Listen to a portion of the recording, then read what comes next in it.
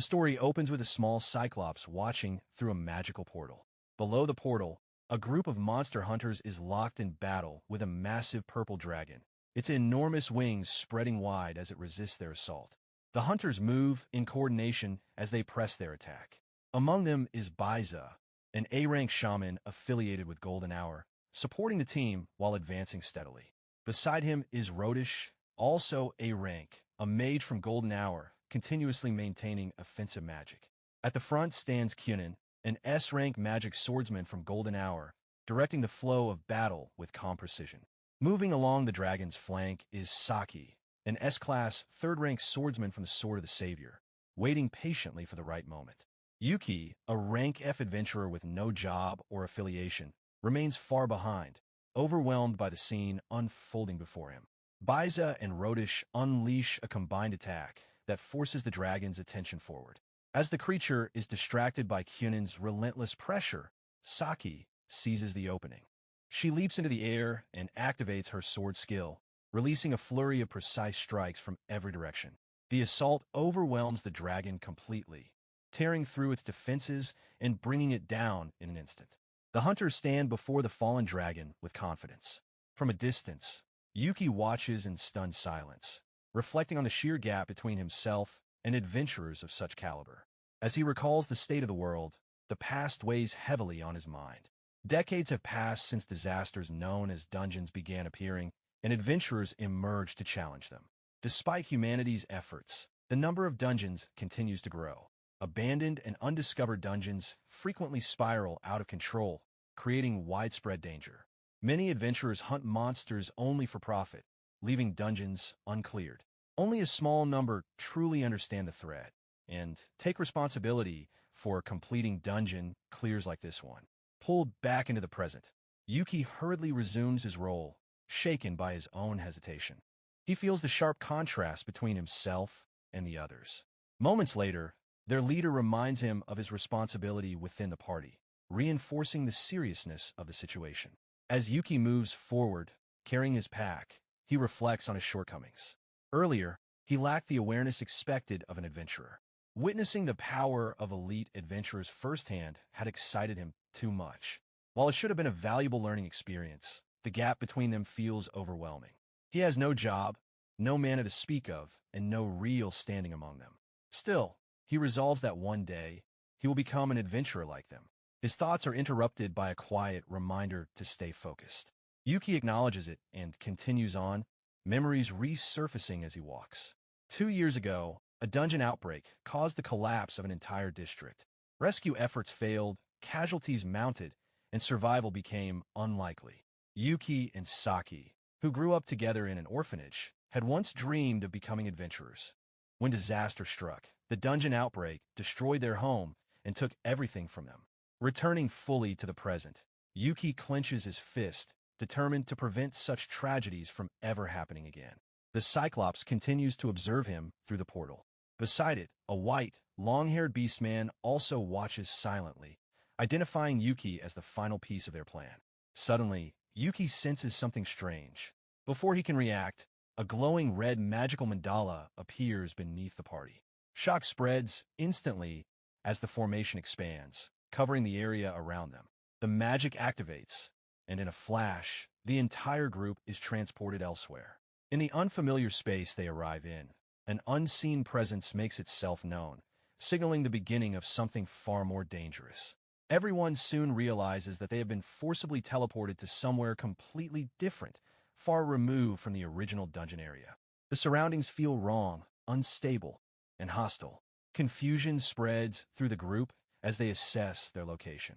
Kunin immediately takes control, organizing a party and ordering everyone to stay alert while preparing an escape method.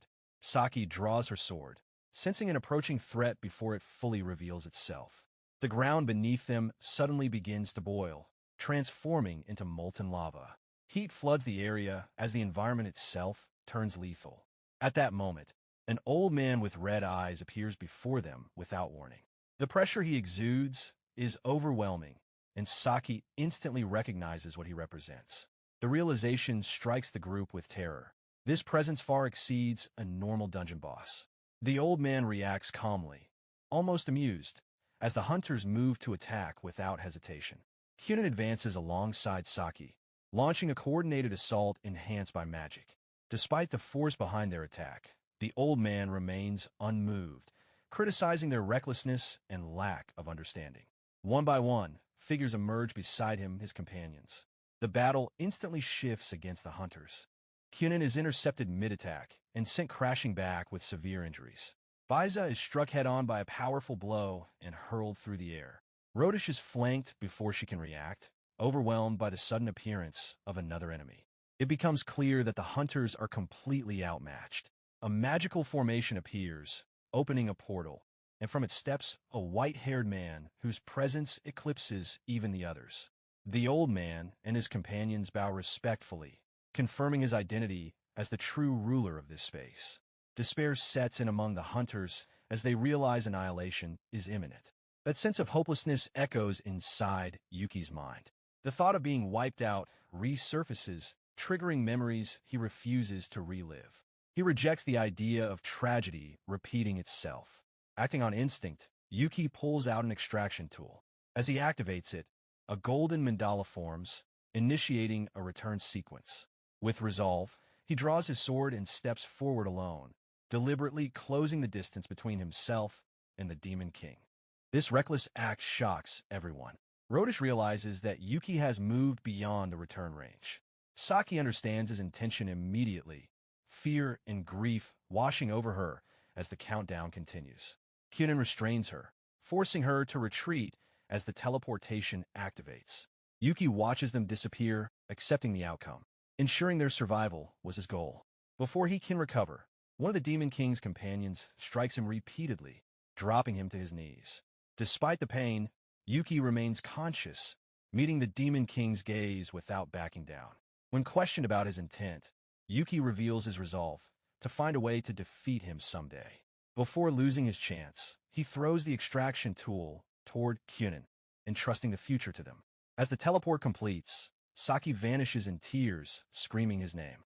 Left behind with the Demon King and his subordinates, Yuki listens as the Demon King reflects on his choice. Yuki explains calmly that the others, being high-ranking adventurers, will eventually return and clear the dungeon. Their survival matters more than his own. Still, he feels regret for leaving Saki behind. The Demon King laughs, acknowledging the madness and nobility of Yuki's decision. Then, unexpectedly, he proposes a pact. Confused, Yuki listens as the Demon King explains the monster's perspective. Dungeon clears by humans constantly endanger their kind. To protect his subordinates, the Demon King seeks to strengthen the dungeon itself by acquiring mana from other dungeon bosses. The dragon that was defeated was part of that growing sacrifice. As the Demon King speaks of tragedy, Yuki realizes their pain mirrors his own. Questioning the morality of sacrificing other dungeons, Yuki weighs the cost. The Demon King states plainly that if it is for his people, such actions are unavoidable. Yuki recalls Saki, the orphanage, and everything already lost. For family, he is willing to risk everything. Yuki demands a promise. The humans will be sent back alive if the Demon King grows strong enough. The Demon King explains that if humans can no longer challenge them, they will stop entering the dungeon altogether. After considering the alternatives, Yuki accepts. Allowing the dungeon to run wild would only cause more deaths before anyone could stop it. He agrees to cooperate. Their hands clasp, not in trust, but in mutual resolve. Yuki makes it clear that his actions are for humanity alone. The Demon King accepts him as a collaborator, revealing the true nature of the role awaiting him. Only those without a job can walk this path. The surrounding monsters view him with interest, seeing him as a useful tool. Yuki remains calm, his resolve unwavering. Inwardly, he vows that he will not be controlled. Instead, he will be the one who masters the monsters. The Demon King glares at Yuki with a serious expression, making it clear that the monsters fully intend to take advantage of him. He then reveals that traveling to other dungeons is only possible if they are summoned by a Tamer collaborator. From there, he explains the conditions required to become a Tamer. The first condition is having no class at all. The second is forming a mandatory contract with a monster in order to obtain the new skill. He explains that there are 3 possible ways to form such a contract: defeating the monster in combat, understanding and connecting with it, or a third method, When Yuki shows curiosity about the final option, the Demon King calmly reveals that the last method is to force the contract. Dark energy immediately begins to flow into Yuki's body. The process causes intense pain, and he instinctively looks down at his hand, where a magic symbol starts forming. The sensation is overwhelming, far worse than he expected. Then, something unusual happens. He suddenly realizes that another presence is observing everything he sees. The Demon King's vision has merged with his own, allowing the Demon King to see through Yuki's eyes. In that moment, Yuki understands that any thought of betrayal has already been anticipated.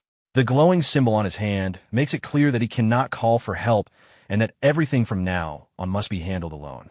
Satisfied, the Demon King snaps his fingers, signaling that his preparations are complete. Yuki is warned that he will be sent back to the surface. Before he can prepare himself, the transfer begins. The Demon King's final instruction is simple. Enter any dungeon and summon him at the appropriate time.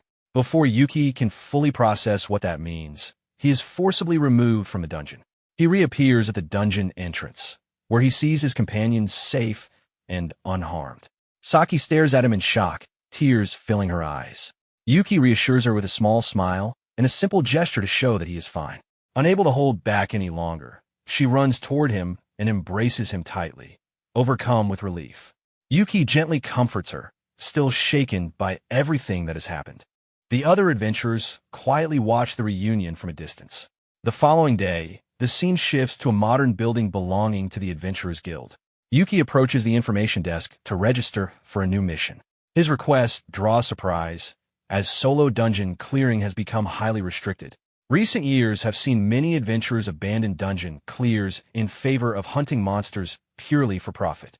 Greed for easy rewards has led to a rise in dungeon outbreaks, turning them into a serious social problem. Because of this, the guild now enforces strict safety regulations. Adventurers must earn trust through contributions to raise their rank, starting from F and working upward toward S. Solo missions are generally prohibited, as those who attempt them are often desperate individuals seeking quick wealth. Yuki explains that he only intends to enter an F-rank dungeon to improve his standing. Understanding his situation, the receptionist processes his request and assigns him a beginner dungeon known as the Labyrinth of Silence. The dungeon contains few monsters and is considered suitable for low-ranked adventurers. A guide escorts Yuki to the entrance, where a guard unlocks the gate and allows him to proceed. Inside, Yuki notices an emergency button and reflects on how minimal the security seems for an abandoned dungeon. Suddenly, he feels a chill. A familiar presence makes itself known, and the Demon King's voice reaches him directly through his mind. Yuki realizes that this is a new skill, one that allows direct communication with monsters. While convenient, the sensation is unsettling. The Demon King explains that abandoned dungeons lack proper management. When a dungeon no longer provides valuable resources, adventurers stop maintaining it. Left alone, monsters reproduce freely until the dungeon can no longer sustain the imbalance. Eventually, this leads to collapse. As Yuki looks around, he notices how empty the dungeon feels. Even the Demon King seems unimpressed by the lack of activity. The silence lingers, almost unnatural. Then, without warning, the ground beneath Yuki begins to shake violently, breaking the stillness and signaling that something is about to happen. At the same time, a desperate scream echoes from nearby as another adventurer warns everyone to run. A group of adventurers immediately panics, realizing that the violent tremor is being caused by the dungeon boss.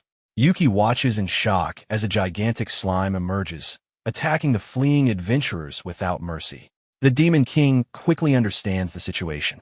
With no human interference, the monsters inside the dungeon were forced to devour one another to survive. Over time, a single slime consumed all the others, becoming the only survivor and growing abnormally large in the process. This explains why the dungeon felt completely empty. Now, that same creature turns its hungry and hostile gaze toward the adventurers. Yuki reacts instantly, signaling an escape route for the others. However, the slime moves faster than expected and captures two adventurers with its viscous body. Trapped inside the sticky mass, one of them struggles desperately, but is unable to move. She loses her footing and is dragged fully inside the slime's body. Yuki watches helplessly as she is completely submerged in the green substance, unable to breathe or call for help. Realizing how dire the situation is, Yuki asks the Demon King whether she can be saved. The response makes it clear that, under normal circumstances, it would be impossible. Time is running out, and the girl continues to suffocate inside the monster. Yuki understands that hesitation will only lead to her death. An idea suddenly forms in his mind. Without wasting another second, he charges straight toward the giant slime. Ignoring the danger, he dives headfirst into the creature's body. Observing this, the Demon King finds the situation amusing, noting that things have finally become interesting. Inside the slime, Yuki forces his way through the dense mass and reaches the unconscious girl. He holds her tightly, shielding her as best as he can. The mark on his hand begins to glow, and he realizes that the moment to summon the Demon King has arrived. Gathering everything he has, he activates the summon while holding the girl close. A violent surge of energy erupts. A summoning circle forms, covered in red symbols, and a massive presence manifests. The Demon King appears only partially, allowing himself to be used. The summoning succeeds, and a giant slime begins to dissolve from within. Once the monster collapses, Yuki is thrown out and crashes to the ground, coughing up a strange liquid. His body feels as though it is burning from the inside, overwhelmed by the power he invoked. The Demon King warns him not to break down yet, stating that even a fraction of his power is enough to end the fight. Together, they unleash a devastating attack. A sphere of condensed purple energy slams into the ground, causing a massive explosion that completely annihilates the slime. When the dust settles, only remnants float in the air. Yuki stares at the aftermath, realizing that the attack was not merely meant to defeat the enemy, but to demonstrate overwhelming force.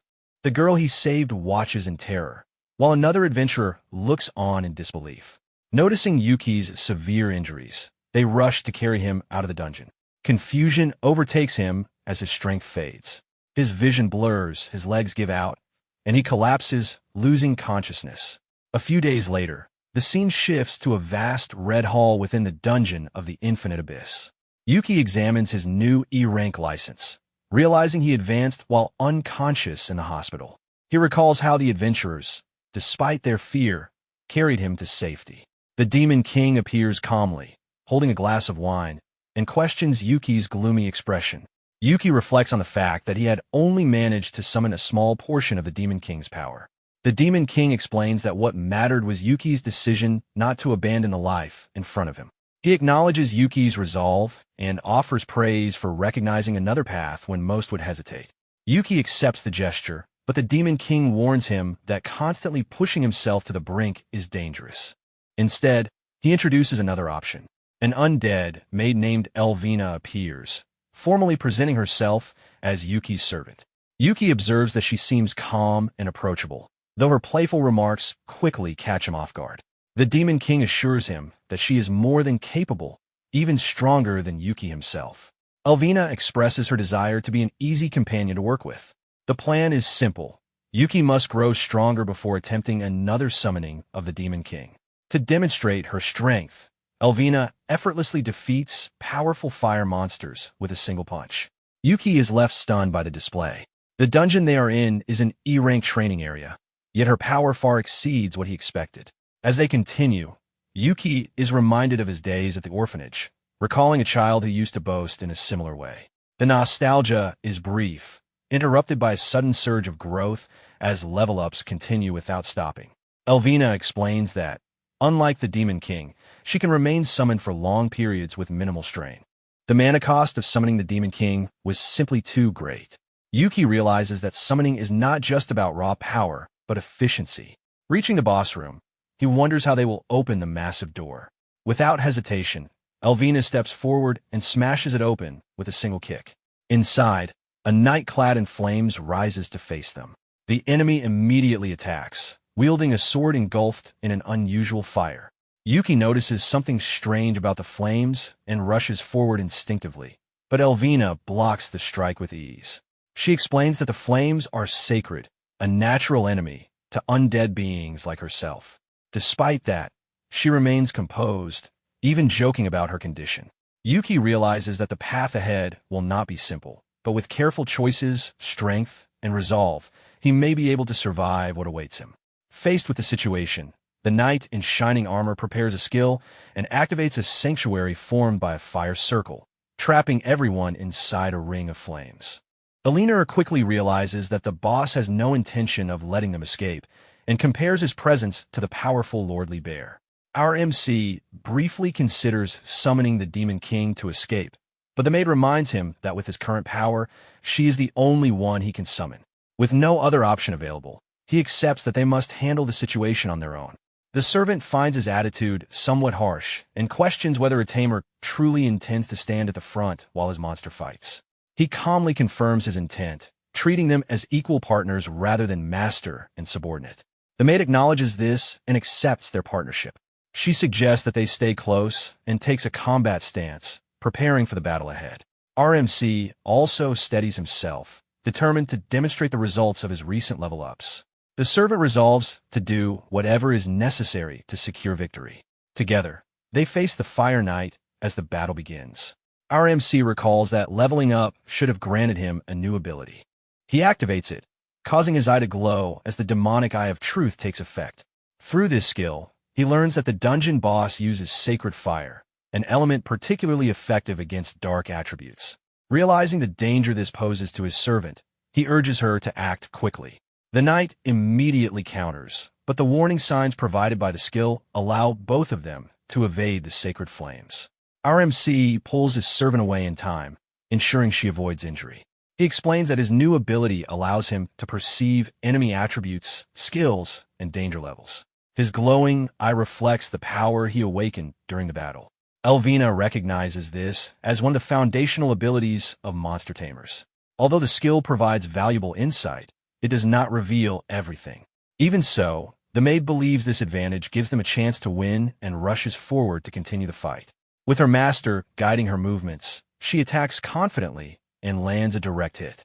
However, the knight shows no sign of damage. RMC quickly realizes that her attacks are not reaching the true enemy. Using his ability again, he discovers that the armored knight is merely a shell. Inside the armor, a small fire monster controls the movements, narrowly dodging her strikes. With this understanding, they adjust their approach. As the Fire Knight prepares another attack, our MC issues precise instructions, guiding the servant's movements step by step. His glowing eye tracks the enemy's actions carefully. At the right moment, she strikes the knight's shoulder, then follows up with a kick to the helmet. This time, the armored figure stumbles, marking the first clear reaction to her attacks. Encouraged, our MC continues, pushing his ability further, knowing the plan is close to succeeding. Just as he prepares to give the next command, an explosion erupts. He shields Elvina from the blast and takes the impact himself. Despite being injured, he reassures her that he can continue fighting. Recognizing the urgency of the situation, the servant requests that he activate her special ability. Though unfamiliar with it at first, he quickly understands its nature. The skill temporarily boosts all of her attributes, but can only be used once and requires precise timing. Trusting his judgment, the maid places her faith in him, confident he will choose the right moment. Danger signs surround the knight from every direction. Following his guidance, the servant dodges continuously while maintaining pressure, then abruptly halts to mislead the enemy. The Fire Knight responds with a powerful strike. The explosion sends our MC crashing to the ground, leaving him badly injured. Even so, he forces himself to stand and continues directing the fight. At the decisive moment, he activates her skill. A surge of pink energy envelopes the servant as her power peaks. She delivers a single, overwhelming kick directly at the creature inside the armor. The impact creates a crater in the ground and completely shatters the knight's armor. With its protection destroyed, the dungeon boss is finally defeated and collapses, powerless. With the battle over, our MC collapses from exhaustion. Though they have won, the cost is clear. Elvina warns that the skill she used carries a heavy burden, and soon after, she disappears in a bright flash of pink light. Unable to move, RMC reaches out, only to realize that his summon no longer responds. He suddenly finds himself back in Libel's dungeon, where the Demon King greets him upon his return. When he asks about Elvina, Libel leads him to a serene place resembling a sacred garden. There, the maid lies motionless on a bed of flowers. Libel explains that this is how their kind mourns those who have fallen. Through this explanation, our MC learns the truth. Elvina was an undead maid, and her racial ability carried a fatal side effect. Using that power meant sacrificing her own life. Realizing this, he lowers his head in grief, understanding that she paid the ultimate price so they could win. Overcome with guilt, he believes the responsibility lies with him alone. Libel explains that her sacrifice was made to protect the dungeon from human threats and that she fulfilled her role perfectly. According to him, she simply performed her duty to its fullest extent. The Demon King states that the responsibility belongs to him, as he is the ruler of that place and of all its servants. However, our MC places the blame entirely on himself, believing that the outcome was the result of his own decisions. Overcome by guilt, he strikes the ground with force, feeling the weight of his failure settle heavily on his shoulders. He reflects on how he should have thought more carefully instead of simply following the servant's suggestion. The moment stirs memories of the past, reminding him of another time when he was unable to fight until the very end. Tears well in his eyes as he condemns himself once more for being too weak to protect her. In response, Libel resolves to make him strong enough to one day fully summon him. Desperate, our MC asks whether any Tamer skill exists that could revive Elvina. The answer is firm and cold. Tamers consume monsters, they do not restore them. Hearing this, he sinks into despair, believing that all hope has been lost. At that moment, a new maid appears, remarking that excessive harshness serves no purpose. Libel acknowledges her presence, and she observes that a conclusion has already been reached without including our MC. Recognizing her as one of the dungeon's executives, he activates the demonic Eye of Truth. His glowing eye analyzes her, revealing sacred magic and a resurrection ability bound by specific conditions. The discovery shocks him, as he realizes the true nature of her power. Hope resurfaces as the possibility of reviving Elvina becomes clear. However, the maid points out that understanding the skill's effect does not equate to understanding its requirements. Libel recognizes this limitation and instructs her to explain everything in detail. She formally introduces herself as Mai, the head maid of the dungeon, responsible for maintenance, backups, and resurrection protocols. Our MC focuses on the idea of resurrection as she explains her role. She recalls that humans regularly attempt to destroy dungeons, and her duty is to act as insurance in worst-case scenarios. By reviving fallen defenders, she ensures the dungeon's survival. While resurrection is possible, it comes with strict conditions. The first is the overwhelming amount of mana required. As an example, reviving human would demand mana equivalent to constructing an entire floor of the dungeon. Applying this logic to Elvina, he realizes the cost would dramatically reduce the dungeon itself. A smaller dungeon would become far easier for humans to conquer, which is why others strongly opposed using the resurrection skill. Understanding this, our MC considers the idea of slowly accumulating and used mana over time. However, that hope is quickly dismissed when he learns that Elvina's remaining mana will dissipate within 10 days. This means the required mana must be obtained elsewhere, and quickly. Mai proposes a solution, conquering another dungeon. Not just any dungeon, but one far larger than those they have dealt with so far.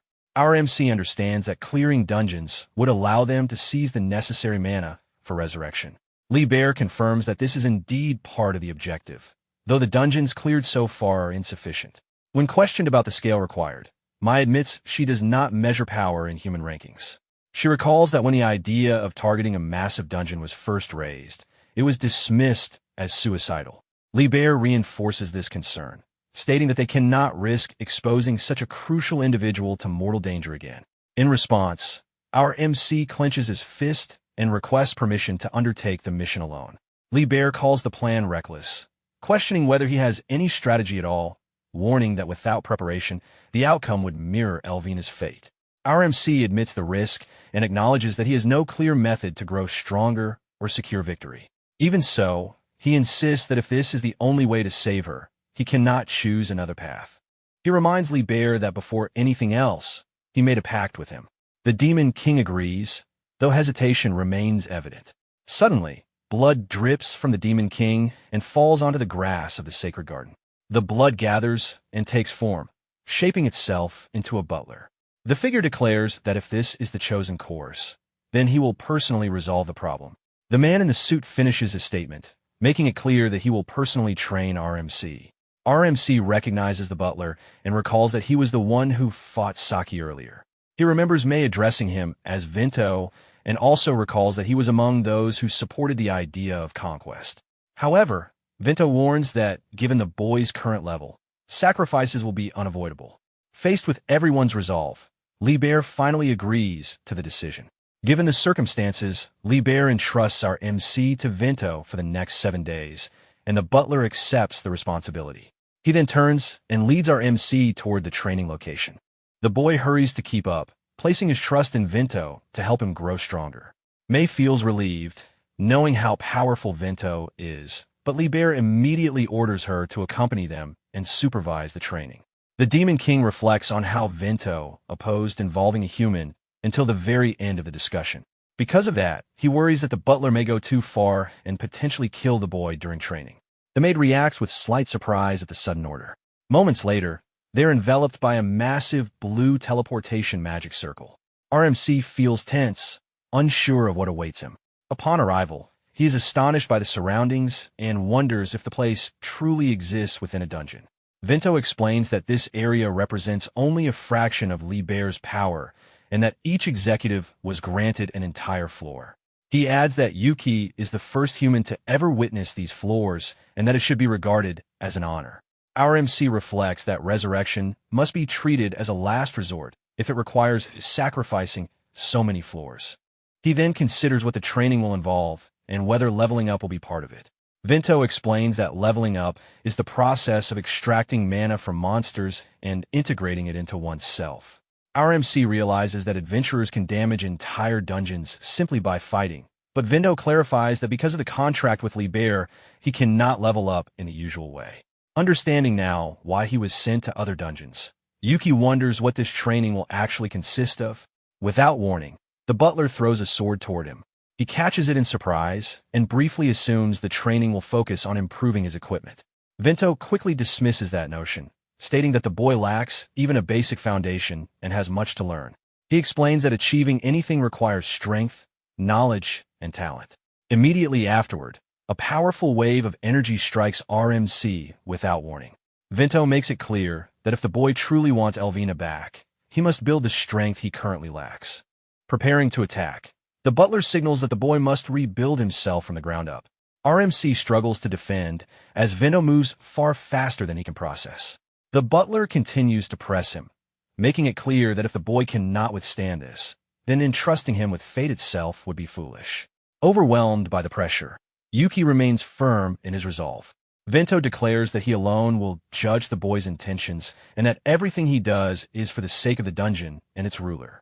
At that moment, RMC understands that Vinto does not care whether he survives the training. The butler charges forward, demanding that the boy endure 3 full hours, reinforcing that combat is the most effective teacher.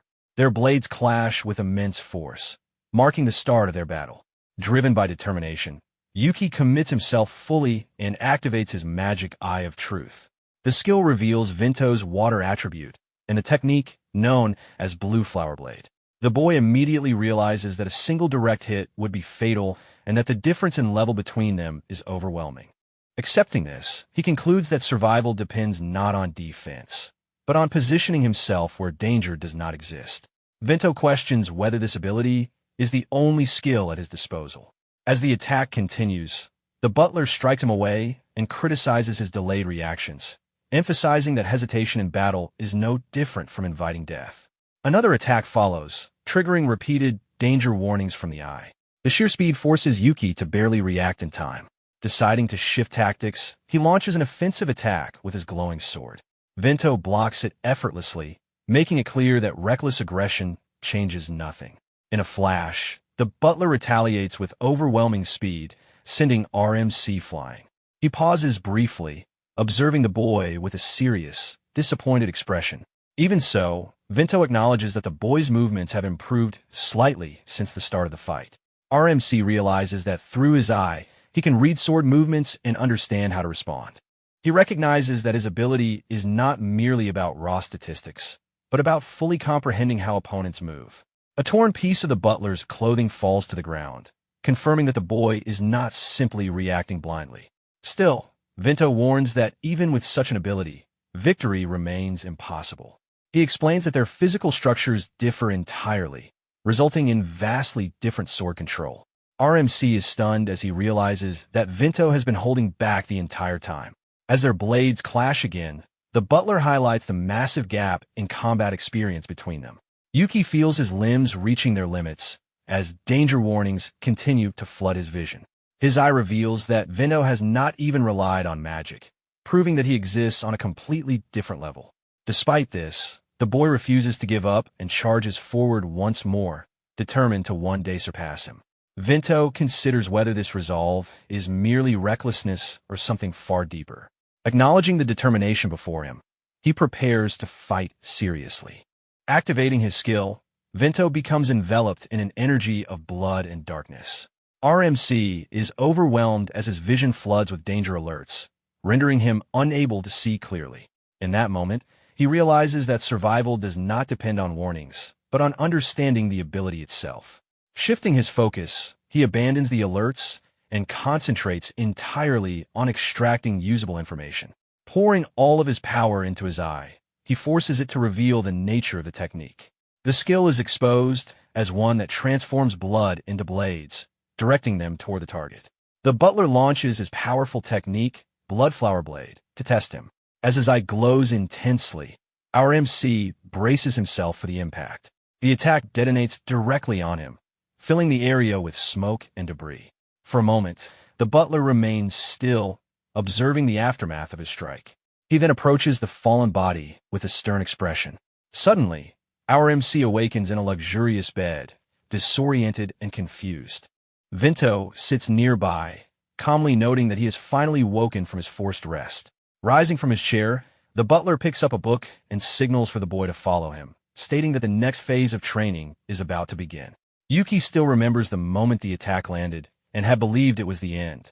He wonders about his injuries and learns that Mai intervened before his death, restoring him at the last moment. Vinto remarks that although crude, the boy attempted to replicate his technique using the magic eye just before losing consciousness. That audacity earns the butler's interest, as he admits curiosity about how far the young man might progress. From that point onward, he makes it clear that the true training has only just begun. The butler opens a massive door, revealing the next stage. Inside, numerous monsters await. The task is simple but overwhelming, as the boy is expected to face all of them. RMC turns pale, sweat forming as the scale of the challenge becomes clear. Vinto acknowledges the numbers, but demands that the boy deal with it and prove his worth. Though shaken, Yuki steels himself, already accustomed to facing situations where survival is uncertain. The scene shifts, and our MC is now dressed as a butler, confused by the situation. He soon realizes he is serving tea in a hall filled with monsters, including one with a bat flying nearby. Vinto explains that an elite swordsman eliminates waste in all actions, and that a butler's discipline allows no unnecessary movement. Through this role, the boy must learn to control his body while simultaneously sharpening his eye. Activating his skill, RMC learns that abilities develop through consistent use. Several monsters attend the gathering, and his task is to understand each one's intent and desires. Accepting the challenge, he begins by carefully observing their movements. Vinto demonstrates how to serve tea with flawless precision, every action deliberate and efficient. The display ends with perfect posture and absolute control. Attempting to imitate the demonstration, our MC quickly loses balance, dropping an entire stack of plates and shattering them across the floor. As he cleans the mess, he realizes that observation alone is not enough. Simply copying movements does not work. He must adapt everything to suit his own body and instincts. By the second day, he appears calmer. One of the monsters confronts him directly, knocking him aside and testing his resolve. The sudden assault forces the boy to adapt quickly. Lacking stamina, he compensates by relying heavily on his eye, entering combat with full focus. Through the exchange, he gains practical experience, learning far more from direct confrontation than from observation alone. By the fourth day, he encounters a cold-blooded lizard monster. His eye reveals that the creature is suffering from a chill condition. From this, he understands that success requires analysis, prediction, and proper response rather than brute force. Through careful interaction, he learns that monsters differ greatly from humans, each driven by unique needs. Serving the creature properly, he begins to grasp the true purpose of this training and why Vinto chose this method. On the sixth day, he encounters a small bat monster suffering from hunger. Attempting to help by predicting its needs, he is caught off guard when the creature feeds directly on his blood, revealing a vampiric ability. The incident reinforces the importance of caution and adaptability, even when intentions are correct. By the seventh and final day, our MC serves tea with steady hands and composed confidence. His movements are efficient, precise, and calm. The cup is placed flawlessly, reflecting everything he has learned over the past week. As he awaits judgment, Vinto evaluates the result, acknowledging that while some elements remain subjective, the boy's composure and execution meet the standard. Reflecting on the past 7 days, our MC realizes the training was a relentless cycle of combat and service. Despite everything, he endured it all and emerged changed. At the final moment, he manages to complete the intense training he has endured. However, Vinto immediately stops him, warning that everything truly begins from this point onward. Without hesitation, the butler activates his Bloodflower Blady skill and prepares to strike. The sudden display shocks the young man, making it clear that the true final battle of the training has begun. Vinto observes calmly, explaining that the boy can now activate his eye instantly, something he himself once imitated. He emphasizes that imitation alone is not enough, and that the skill must be transformed into something personal to secure victory. With a stern presence, the butler makes it clear that failure here will lead only to defeat. The young man remains unfazed, fully aware that failing now would mean he deserves the outcome. His eye glows as he begins analyzing his master's movements. Vinto meets his gaze with red eyes, prepared for the final clash of the training. Through his perception, the technique becomes clearer than ever, revealing the process of turning blood into a blade. With his sword ready, the young man prepares himself for combat. He cuts his own hand, demonstrating that he now understands how to use his body as part of his fighting style. In response, he activates the Blue Flower Blady skill, signaling the start of the final exchange. Their swords collide, releasing a violent surge of blood energy. This time, the young man overcomes his master, landing a clean strike across Vinto's chest. The force of the blow sends the butler backward, clearly surprised by the result. As he lies on the ground, he reflects on the exchange, wondering if he misjudged a step. Meanwhile, the young man recalls Elvina and the fact that he has yet to save her from her fate.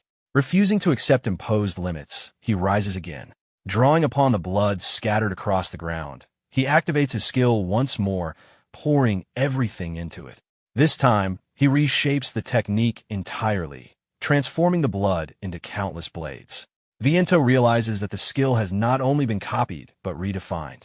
The young man presses forward, turning the battle into one of sheer volume as innumerable blades surge toward his master. He launches a final attack, determined to surpass him completely. The strike connects, but Vinto manages to stop the blade with his bare hand. Despite his exhaustion, the young man waits for acknowledgement. The butler recognizes the achievement, but points out the limitations of the technique, noting that it cannot be used repeatedly in quick succession. Accepting the truth, the young man admits that he has reached his limit. His strength gives out, and he begins to collapse, only to be caught before hitting the ground. As he loses consciousness, his phone slips unnoticed from his pocket. Carrying him away, the butler notes that there is still much left for him to learn in the future. The phone remains on the ground, receiving information from Saki regarding the dungeon he inquired about. Elsewhere, she wonders if he will be safe, even with the assistance she provided. Though reassured by the presence of others, her concern does not fade. As she reviews the documents, it becomes clear that the mission involves exploring a B-rank dungeon with an unidentified boss, making it especially dangerous. Later, within Libel's dungeon, the young man declares his intention to enter the dungeon the following day. The Demon King observes with quiet approval, noting that the boy has gained some strength. He acknowledges his improvement with the sword, though questions arise about how an E-rank adventurer intends to approach a B-rank dungeon. The explanation is simple: participation as investigation support rather than conquest. It becomes apparent that the real goal is to seize an opportunity if one presents itself. When asked about forming a contract, the young man already knows his choice. The answer leaves Vinto stunned and catches the others off guard as well. Faced with the decision, Libel questions whether the young man truly understands what he is saying. The scene shifts to the Adventurers Guild, where Saki greets him warmly upon seeing him again. She notices the sword he carries and realizes that he has begun training with one. The request he makes is met without hesitation, as she is accustomed to handling similar matters. Having someone familiar nearby is a welcome relief for her. Soon, additional adventurers arrive, eager to participate. They inquire about his identity and learn that they are temporary volunteers who accepted the mission through the guild. Their intention is to level up efficiently by joining an operation involving a high-ranked adventurer. When his rank is revealed, their reaction is immediate and dismissive. Despite their objections, Saki remains firm. She points out his previous dungeon clears, though he privately acknowledges that those victories were not achieved entirely alone. The volunteers argue that investigations, not conquests, are necessary for proper evaluation. Frustration grows among them, as expectations of an easy advancement begin to crumble. Saki corrects their misunderstanding, reminding them that the mission is strictly an investigation. With that clarified, she begins outlining the true objective of the mission, which centers entirely on the dungeon itself. From there, the group enters the sealed Cave of Desires, a B-rank dungeon. As they proceed, Saki provides an explanation of how dungeon ranks are determined, noting that they are almost always judged by the level of the boss. Stronger bosses result in more complex first floors and a greater number of total floors. As they move deeper, monsters begin emerging along the path and attacking the group. Questions arise about how the threat level can be determined when the boss itself cannot be found. The explanation is that the boss cannot be located on any floor, regardless of how thoroughly they search. The more measures a boss takes to protect itself, the more difficult the investigation becomes. As a result, the dungeon's rank is estimated based on the size of the first floor and the total number of floors. Due to the boss's extreme elusiveness, the investigation request was escalated to an S-rank adventurer. Suddenly, one of the volunteers reacts to a creature emerging from the ground and attacks it with his axe. This immediately causes tension among the volunteers, who begin competing over the kill. Their behavior highlights how dungeon complexity contributes directly to its danger. One of them, Gata, proudly shows off his victory, clearly seeking Saki's approval. His attitude only adds to her stress, while the young man silently reflects on how demanding it must be to hold an S-rank position. Gata then turns his attention toward the young man, openly provoking him and dismissing his presence. He boasts that as long as he and the others are there, Saki will remain safe. However, his confidence collapses when he senses something approaching. Behind him, a massive stone form begins to assemble, leaving him frozen in fear. Moments later, multiple golems with glowing eyes emerge, preparing to attack the entire party. Faced with the sudden threat, Saki and the young man prepare for combat. She immediately moves forward, activating one of her skills and cutting through the stone creatures with precise and rapid strikes. The speed of her attack leaves Gata unable to fully perceive it, making the gap in strength unmistakable. She makes it clear that the volunteers are not needed for combat and should focus solely on investigation to avoid unnecessary losses. At the same time, the young man moves to assist, cutting through a golem with remarkable accuracy. The creature is cleanly divided, demonstrating the precision of his timing. Saki notices that his strike aligns perfectly with her own attack and recognizes that he managed to keep up with her movements despite his limited experience with the sword. The result exceeds her expectations, and she acknowledges his contribution as genuinely helpful.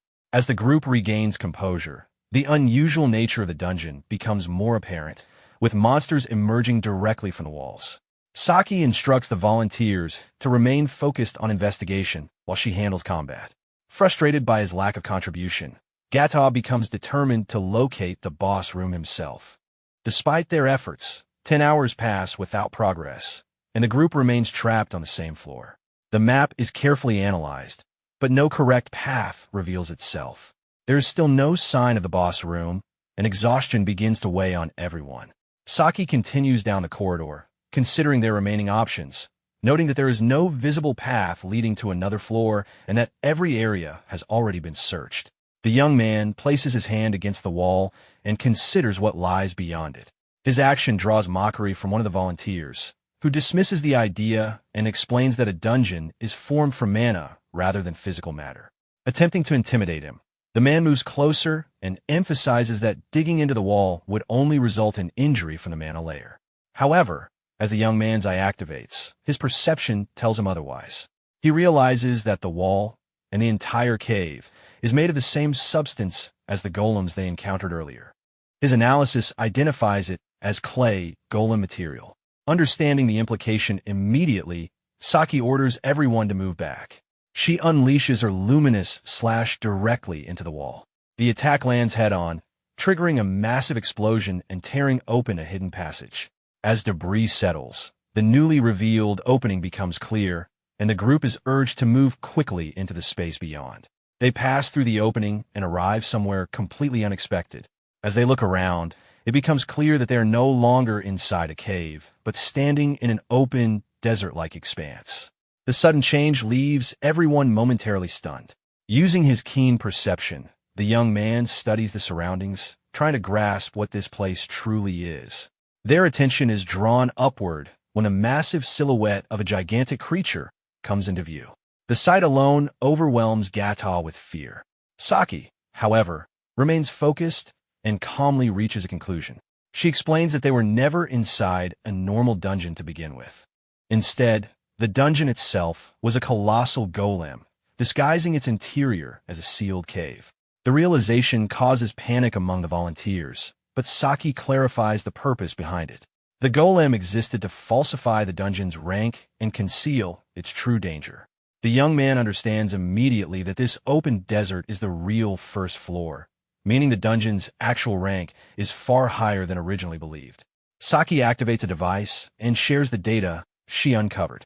According to the information, this is not a B-rank dungeon at all, but an enormous A-rank dungeon, already nearing the threshold of S-rank classification. The so-called sealed cave was merely a camouflage layer, and the scale of the true dungeon is so vast that it gives the illusion of being outdoors. In the distance, a floating castle looms over the horizon, reinforcing just how abnormal the environment is. She explains that the golem's role was to prevent an S-rank dungeon from being discovered or conquered prematurely. Now that it has failed its duty, it has likely shut itself down to conserve what little mana remains. This leads to a broader observation that dungeons act as frontline entities against humanity's enemies. The young man reflects on his encounters with intelligent dungeon beings and recalls that some possess strategy, awareness, and even emotions similar to humans. Saki considers the situation fortunate despite the danger. Discovering the dungeon before it fully evolves into an S-rank threat gives them a rare opportunity. With that conclusion, she declares that the investigation phase is over and that the dungeon conquest begins now. She instructs the volunteers to retreat and report back to the guild, noting that the exit is close. The young man refuses to leave. He makes it clear that he intends to fight alongside her. Saki turns to him, questioning his resolve, but sees unwavering determination reflected in his eyes. She agrees, explaining that if things turn disastrous, someone must carry the boss information back. She decides that he is the most suitable choice for that responsibility. Her expression hardens as she grabs him firmly, making it clear that this time they will return alive together. He accepts without hesitation. Thoughts of his past surface, his lost family, and the tragedy at the orphanage, strengthening his resolve. As the mark on his hand reacts, he silently vows that he will not allow anyone else to die in front of him. Without delay, Saki lifts him and activates her movement skill. With explosive speed, they shoot forward, kicking up clouds of dust. Behind them, Gata struggles to keep up, complaining about the chaos but refusing to retreat. On the ground, a strangely glowing stone appears to guide their path. Following the shortest route, they head straight toward the floating castle. Saki clears the way with overwhelming force, shattering obstacles effortlessly. They soon arrive inside a massive hall and land safely, surrounded by wings of light fading away. The density of mana immediately stands out, leading Saki to wonder if this is already the lowest floor. The space ahead opens into a vast throne room filled with towering golden crystals. From the ceiling, a humanoid figure made entirely of crystal appears, hanging upside down. Her gaze locks onto them, and the young man immediately recognizes her as the dungeon boss. She reveals herself as a jewel golem, declaring her ambition to become the most beautiful demon king. Saki realizes that the boss had been quietly gathering mana over time, and the golem confirms that she has been refining herself to evolve. The jewel golem initiates combat, activating her cutting technique and advancing without hesitation. The young man immediately analyzes the situation using his ability, allowing both of them to evade the initial assault. He notes that her attack speed is deadly and would have been fatal if it connected, but compared to his training against Vinto, her movements feel almost static. The boss boasts about the durability of her body, claiming it surpasses even the golems they faced earlier. He acknowledges this, but focuses on creating a single opening. With precise timing, he intercepts her attack just long enough for Saki to move in. Understanding his intent instantly, Saki unleashes her luminous slash once more. The strike lands cleanly, cracking the jewel golem's blade and leaving visible damage. The boss reacts with surprise, clearly unaccustomed to being harmed. Saki presses the advantage, demonstrating that while the body may be hard, it is not indestructible. As the battle continues, the young man observes from the side, struck by how overwhelming an S-rank adventurer's combat ability truly is, even while injured. The jewel golem reacts to the pain but remains composed, which makes Saki uneasy. Sensing that the boss is far from finished, she prepares for whatever comes next. The young man cautions her not to lower her guard, and she acknowledges the warning. With that, the swordswoman moves forward, preparing a continuous assault meant to end the fight. However, the dungeon boss reacts with a twisted smile, having already identified their weakness. She activates a large-scale technique, channeling an enormous amount of mana. Despite the surge, nothing immediately changes within the hall. Moments later, Saki realizes what is happening. From a distance, Gata shouts that the golem has regenerated and is blocking the path to the gate.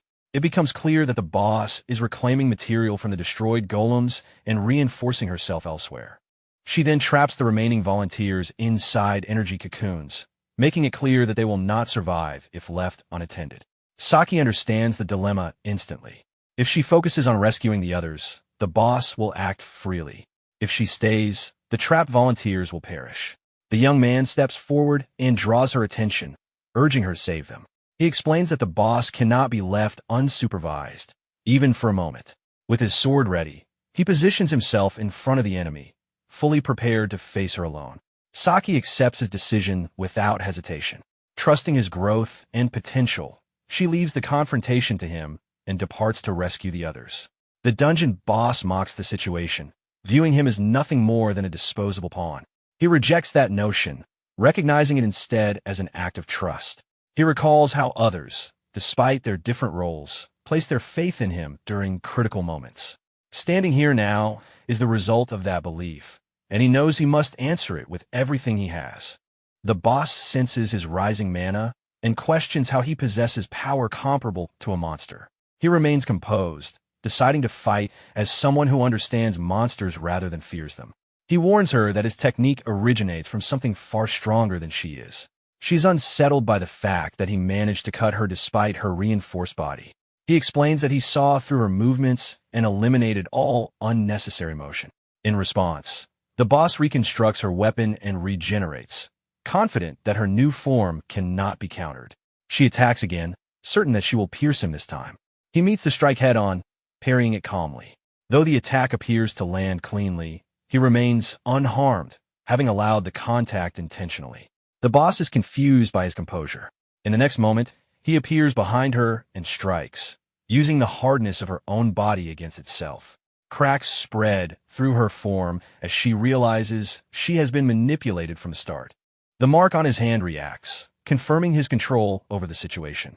Enraged, she lashes out, furious at the damage to her crystal body.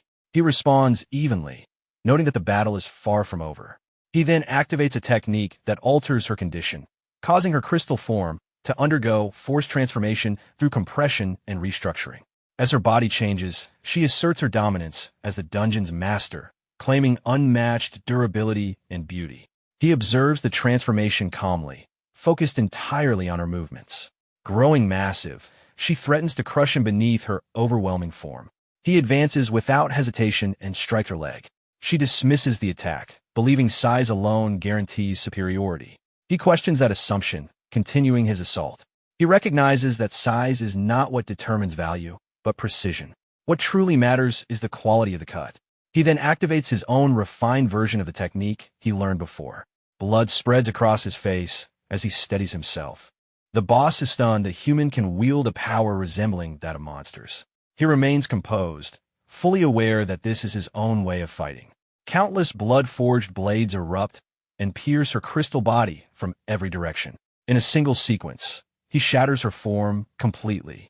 Exhausted, he realizes that while the technique worked in real combat, its toll is far greater than expected. Using his own blood places an immense burden on his body. As he turns, he discovers that the boss has survived by reconstructing herself at the cost of most of her original form. She explains that he paid too great a price for that power.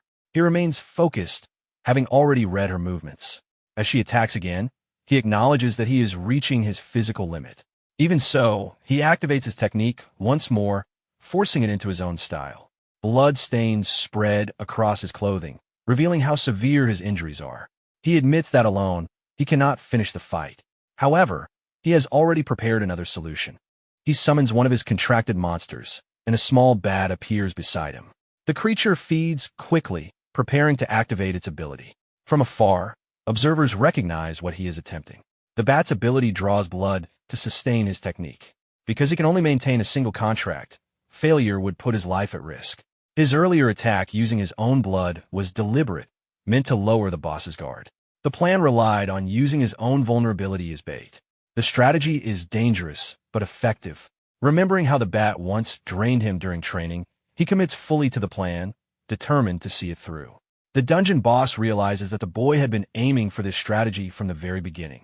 He faces the villainous with his sword in hand and the bat resting on his shoulder, identifying himself as Yuki, a monster tamer.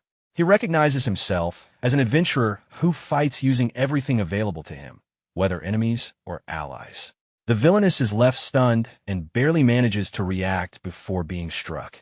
The final blow lands, and the dungeon boss is defeated, bursting apart in a flash of light.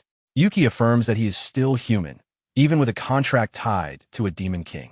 As the boss collapses, mana rapidly gathers throughout the dungeon, causing a burning sensation in his eyes. With the mark on his hand glowing, he judges that the released power is sufficient and prepares to absorb it. Completely drained, he relies on Libel's support to complete the process. Saki soon arrives and catches him as he falters, apologizing for the delay. She's shocked to realize he defeated the boss alone. He admits he cannot stand due to anemia and asks for her assistance. The scene transitions to a press conference filled with reporters. A suited official thanks the audience and announces a special case involving the investigated E-rank dungeon. He explains that the individual involved will give a direct report. The reporters erupt with excitement, focusing on the unprecedented situation surrounding the dungeon. The person credited most for the mission is revealed, and attention shifts to Saki, introduced as the heroine of the dangerous operation. The press reacts wildly, questioning her about the dungeon's danger level and the presence of intelligent monsters. As she summarizes the conquest, she privately reflects on how Yuki once again left the burden to her. A brief memory surfaces of him, saying he had something important to handle before disappearing without finishing his recovery. She wonders what could have been important enough to leave so abruptly. Back within Libel's domain, Yuki rushes to inquire about the resurrection ritual. Mai responds that the final stage is being completed. Libel warns him to look away, as the magic could overwhelm his eyes, but he admits he can feel the immense energy regardless. Mai activates the ritual while holding a music box, declaring that Elvina's rest has ended. Light fills the chamber, and Elvina awakens. Relieved, Yuki rushes to her side, confirming her revival. She's confused by his presence and briefly wonders about his fate before realizing she was the one brought back. Mai admits she feared Elvina's sacrifice had been in vain. Yuki exhales in relief, grateful that everything succeeded. Libel interrupts, reminding them of their duties and ordering them to prepare. New attire is presented, and Yuki is impressed by its quality. Vinto remarks that he will be the centerpiece of what follows. Beyond the open passage, numerous monsters await, thanking him for saving them. He is bewildered by the reception. Libel explains that the dungeon he cleared released vast mana, allowing more revivals than expected. Mai admits exhaustion from the effort. The monsters gather around him, astonished that a human saved them and eager to celebrate. Elvina pulls him away, concerned about the attention. Libel watches calmly, wine in hand, stating that Yuki's past choice is the reason they survived. Yuki insists he did not act for praise. His eye glows faintly as he recalls another girl from his past, memories of the orphanage, and the tragedy that destroyed it. Seeing the saved monsters reinforces his resolve to prevent such loss from happening again. Though determined, he is quietly glad they were saved. Light-hearted teasing follows as Libel and Vinto comment on Yuki's influence. Libel admits that while he initially intended to use the boy, the outcome was reversed, producing results beyond expectations. He privately concludes that Yuki will become central to future plans. The scene returns to the press conference as Saki reacts sharply to a disturbing accusation. A mysterious man demands the individual who truly cleared the dungeon. The tension escalates, and later, the scene shifts to a dark alley where the same man attacks someone. A phone showing the press conference shatters on the ground. The attacker learns the name Yuki, confirming his target. The injured man is silenced to prevent the truth from spreading, and flames consume the alley. Later, Yuki walks calmly through a park carrying flowers, enjoying a rare moment among ordinary people. He decides to take a brief break from dungeon life. He arrives at a memorial dedicated to victims of a past dungeon collapse, reflecting on his journey and the people he lost. As he approaches, he notices someone waiting. The man reveals himself as an A-rank adventurer named Zapper, claiming they share the same profession. He states his intent to recruit Yuki, referencing the fake dungeon's clearance. Yuki grows tense, realizing his involvement has been exposed. Despite attempting to downplay his role, it becomes clear the truth is already known. The encounter ends with the realization that Yuki's actions can no longer remain hidden. Zapper reveals that the white flash destroyed the golem in seconds, leaving Yuki shocked. He realizes the man knows he has the skill to defeat an A-rank boss. Meanwhile, Zapper questions why he is hiding, saying that clearing dungeons isn't like a normal job and that having weak pawns doesn't help. He explains that to earn real rewards, one must have the strongest weapons in the world. Yuki hesitates, unsure if the man is referring to him as such a weapon. Zapper approaches, asserting that even with strong skills, there's a limit to what one can accomplish alone. He continues, explaining that in a party, the situation may differ even if the rewards are smaller. With a clenched fist, he claims that together they could conquer far more dangerous dungeons. He then invites Yuki to join him, promising they could earn immense rewards together. Yuki thanks Zapper for valuing him in such a strange way, but politely refuses, stating that his goal isn't to make money from dungeons. Unfazed, the man in the hood remarks that rejection doesn't bother him and hints at another approach. A red magic circle appears, and Zapper warns that it's time to use brute force. Yuki is stunned as the magic activates in the city park. Zapper attacks with a fire hammer, sending Yuki flying and igniting the bouette he was carrying. Startled, Yuki asks why he's using magic in the city. Zapper smiles, saying that dodging his attack makes him even more valuable to the group. Yuki yells for him to stop, citing the sacred nature of the park. The villain shrugs, admitting surface-level magic is illegal, but warning that refusing him would be far worse. He attacks again with stone chains, trapping Yuki. Despite being immobilized, Yuki activates an ice prison, freezing the villain's hand. Zapper comments that Yuki is his opposite, designed for dungeon clearing, and throws him to the ground, threatening to follow him into every dungeon to attack repeatedly. He boasts that even calling the guild or S ranks won't stop him, claiming that as a skill killer, no one can oppose him. Yuki feels powerless, and Zapper departs, promising to return. Far away, Libel watches and glares at Zapper, irritated by his audacity in attempting to steal his pawn. He mutters, "That was very rude." The scene shifts to Yuki at the monster base with Mai. He begins planning his next move. Vinto questions why he hasn't brought his sword. Yuki explains it's his day off in the city and admits that even with his weapon, he would have struggled against Zapper's magic. Libel reminds him that as a monster tamer, he has other options. Following the Demon King's advice, Yuki summons a creature skilled in magic. An elf named Makina appears, complaining she was in the middle of important research. Yuki notes that no one understands magic better than her. Libel instructs her to study the abyss, but she seems reluctant. Makina explains she is Vince's best disciple, but dislikes the old man, having never attended tea parties or similar events with the other monsters. She is over 1,000 years old, 1,499 to be exact, and Yuki is shocked by the scale. Determined, she vows to make Vinto's disciple even stronger than the master. Makina fantasizes about a forbidden love, but Yuki interrupts and asks her to teach him magic. She agrees, finding the idea fun and noting that developing magic requires stimulation. Entering a giant library, Yuki is shocked at the sheer number of books on magic. Makina declares him disciple number 1 and asserts that he does not yet understand real magic. She begins the lesson with the question, what's the difference between magic and skills? Yuki considers this carefully. Makina explains that skills are personal abilities, while magic is universal. Skills fall into 3 categories: those obtained through a profession, those inherent to a race, and those derived from master techniques. Each depends on unique talents, making some impossible to copy. Yuki recalls using the bloodflower blade in his own style and agrees, realizing magic must be the complete opposite. Makina confirms, explaining that magic with identical power yields the same results for anyone. She demonstrates this with a glowing finger, defining real magic as a universal law, absolute for all. Yuki, excited, asks why not everyone uses magic. Makina answers that magic is difficult, not because of mana, but because original spells require incantations the size of entire books. Yuki recalls Zapper's short spell that trapped him, noting the contrast. Makina explains that understanding the spell allows flexibility and that tools, magic circles, or internal recitation can simplify casting. She demonstrates incantation emission by summoning a fire hammer with minimal effort, explaining that the result depends on comprehension. Yuki realizes that even if a spell appears identical, results vary by user.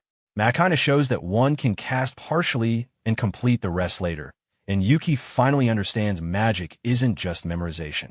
She hands him a book, warning that memorization alone limits him. A spell is a command. Without understanding, new magic cannot be created. Yuki compares it to learning a new language, noting he already struggles with calculus. Makina acknowledges human limitations and uses a spell called Live in the library, creating a massive magic circle. Yuki tenses as he is transported to a fiery world, asking where he is.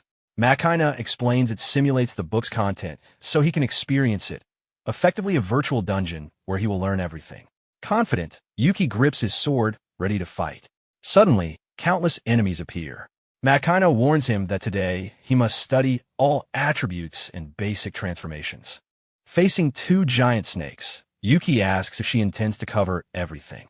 She smiles and challenges him not to say it's impossible. A dark creature charges at full speed. Yuki responds confidently with a loud, simple no, unleashing a powerful blue sword attack. Makina watches, satisfied and slightly surprised, as Yuki declares with glowing eyes that he will finish everything in an instant.